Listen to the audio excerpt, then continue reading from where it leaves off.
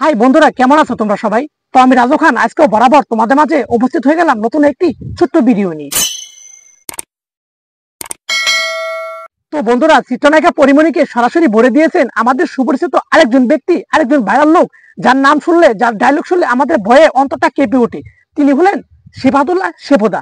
তো সিফাতুল্লাহ সেপদা পরিমণিকে কিভাবে চুষে দিল, দর্শক চলুন আমরা একটু শুনে আসি।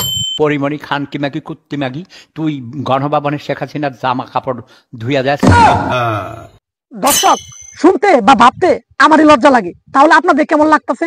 তারপরও কিছু করার নেই। পরিমণি যেহেতু গোপনে এগুলি কাজ করেছে, তাই সিফাতুল্লাহ সেপদা সরাসরি তাকে ভরে দিচ্ছে এবং চষে দিচ্ছে। দর্শক আর অনেক কিছু বলেছে, চলুন আমরা এক নজরে শুনে আসি। পরিমণি খান কি মাগি কুত্তি মাগি, তোর জামাই তোকে চোদে নাই, তুই তো জামাই সোদা দিস নাই, তুই তো ব্যবসা মাগি, তুই কারে কারে সোদা দিস, আমাদের কাছে খবর আছে।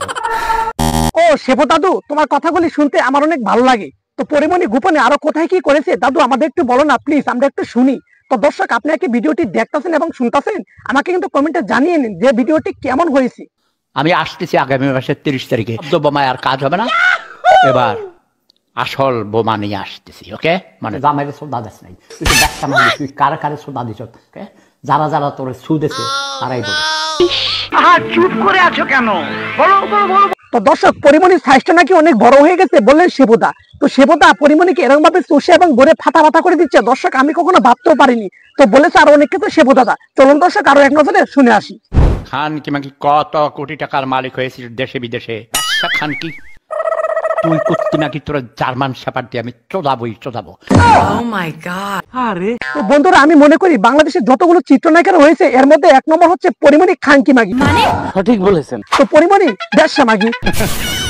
তো এই কথা বলেছেন শিবাত দাদু সেপদা। তো শিবাত দাদু পরিমণিকে অনেক সুন্দর ভাবে চুষে দিচ্ছে এবং ভরে দিচ্ছে। দর্শক শুনতে কিন্তু আমাদের ভালো লাগতেছে এবং তার বিষয়ে জানতেও কিন্তু ইচ্ছে করছে। চলুন দর্শক আরো অনেক কিছু বলেছে, আমরা আরো শুনে আসি।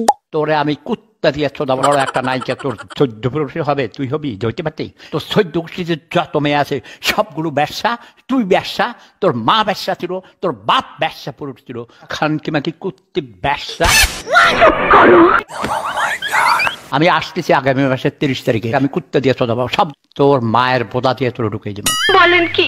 না, তোকে না শোধানো হলে, ঘন শোধন তোরে না দিলে তুই বুঝবি না শোধনের মজা কি। এটা কি ধরনের পাগলামি? খান কি মাকি কত কোটি টাকার মালিক হয়েছিস দেশে বিদেশে। এর ভিতরে গরম রড, মোটা একদম মোটা রড, লোহার রড গরম করে বোদা দিয়ে ঢুকে যাবে। কথা কি ক্লিয়ার না ভেজাল আছে? ক্লিয়ার। মানে এটা কোনো কথা? বন্ধুরা, তোমাদের শিবাত দাদুর গালাগালি এবং শিবাত দাদুর বক্তব্য শুনতে কেমন লাগে? তো বন্ধুরা, যদি ভালো লাগে তাহলে অবশ্যই চ্যানেলটি সাবস্ক্রাইব করে রেখো। আর আজকে ভিডিও আমি এখানে শেষ করে দিচ্ছি। রাজু খান, দেখা হয়ে যাবে সামনে একটি কোনো সুন্দর ভিডিও।